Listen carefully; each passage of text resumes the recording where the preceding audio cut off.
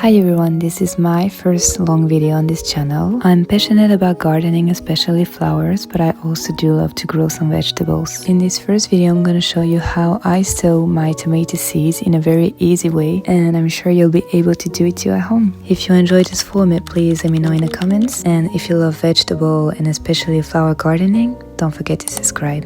Let's start with the seeds. There are so many different varieties of tomatoes. I chose this one called banana legs, which I found pretty funny. These are organic and open pollinated seeds, which I do prefer. This is a simple checklist of what you're gonna need. I like to use seedling pots, but you can also use seed cell tray depending on how many plants you have to grow. And these are colored, which helps me to identify who is growing inside. Next, you need a seed starting mix. It's very important that you use this specific type of soil because it's lighter and has no residue, which basically helps the seed to germinate easier. And the last accessory you must have is a water spray bottle. You can definitely use a hose nozzle, but a spray bottle works better for me as I want a kind of misty spray in.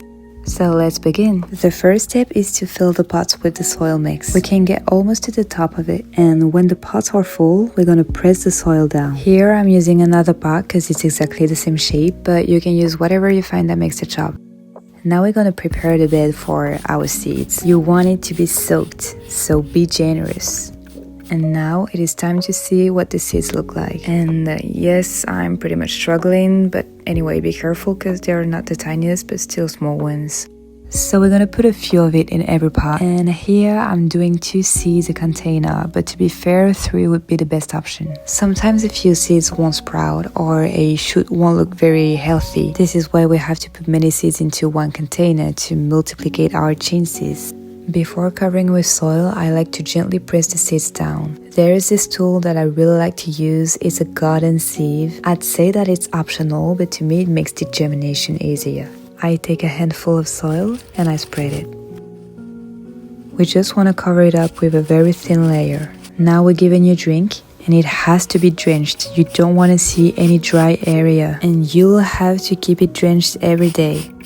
Before finishing, there's a very important step to me, that is to write down the variety that I just planted. You can add a tag or use a wooden label. Otherwise, if you have color pots as I do, you can write it down into a notebook under the matching color. During the next days, give your seedlings as much sunlight as you can. And if everything goes well, you should see your first sprouts in a week. The first 2 leaves that you'll see appear are named cotyledons, and they are vital at this stage of the plant.